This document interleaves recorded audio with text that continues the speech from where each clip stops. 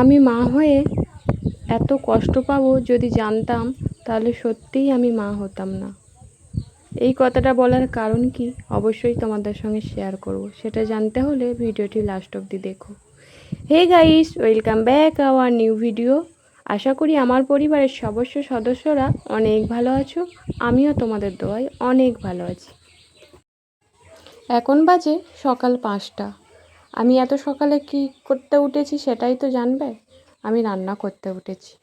হ্যাঁ, আমার ছোট বাচ্চা আছে, ব্রেস্ট ফিড করে, আমাকে রাতে ঘুমোতে দেয় না, ঠিকঠাক ঘুমও হয় না।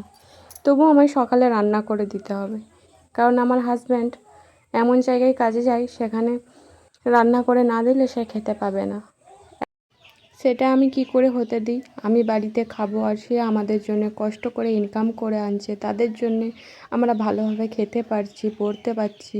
সে যদি না খেতে পায়, ওই জন্যেই না উঠতে হয় কষ্ট করে। এখানে রান্না করতে করতে উঠে এসে দেখি আমার মোহাম্মদ অলরেডি উঠে পড়েছে, সে খেলা করছে। আসলে আমার এই ছোট জীবনটাই আমার সন্তানরা ছাড়া আমার আর কেউ নেই।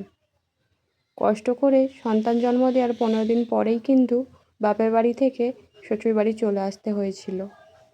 ঠিকঠাক খাবার দাবারও জুত ছিল না, সংসারে যা হয় ওই আলু ডাল এসবই খেয়ে থেকেছি। ফলমূল তো জোটেও নি, দুধ ঘি এগুলোও জোটেনি। যাই হোক, আলহামদুলিল্লাহ আমার সন্তান কিন্তু ব্রেস্ট ফিডই করে, কোনো প্রবলেম হয় না। তো যাই হোক, আফিয়া কদিন ধরে বায়না করেছিল মা ডিম টোস্ট খাবো। সেটা কোনো কারণবশত বানানো হচ্ছিল না, তবে আজকে অল্প পরিমাণে একটা ডিম দিয়েই তাকে বানিয়ে দেবো। মা হয়ে সন্তান খাবে বলেছে আর আমি বানিয়ে দেবো না, সেটা আমি কি করে হতে পারি? দুটো হোক, তাকে তবু বানিয়ে দেবো, অন্তত সে খাক, আমি না খেয়ে। আজকে জানো তো আমার খুব কষ্ট হচ্ছে। আজকে বললে ভুল হবে, বেশ কদিন ধরেই আমার মোহাম্মদ একদম কোলে ছাড়া থাকছে না। কাপড় কাচা বলো, খাওয়ার দাওয়া বলো, ঘর মোছা, ঘর ঝাড়ু এবং জামা কাপড় রোদে দেওয়া, সব কিছুই বলতে পারো ওকে কোলে নিয়েই আমাকে করতে হচ্ছে। আসলে আমার বাড়িতে সব থাকতেও কেউ আমার ছেলে মেয়েকে চোখে পর্যন্ত দেখে না। পড়ে গেলে তাদের জানে মায়াও হয় না, তোলার মতোও কেউ নেই।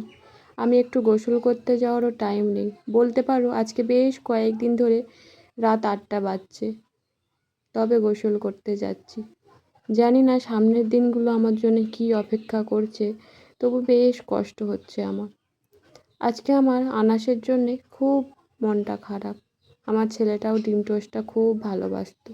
যাই হোক, আমার ছেলে যেখানেই থাক সে যেন ভালো থাকে, এটুকুই দোয়া করব। আমার আফিয়া বেশ বুদ্ধিবতী একটা মেয়ে, তার অনেক বুদ্ধি। আমার ছেলেটাকে যেটুকু পারে সে সামলায়, তার ছোট ভাই বলে কথা। ভিডিওটি ভালো লেগে থাকলে আমার পাশে থাকার অনুরোধ রইল। আল্লাহ হাফিজ।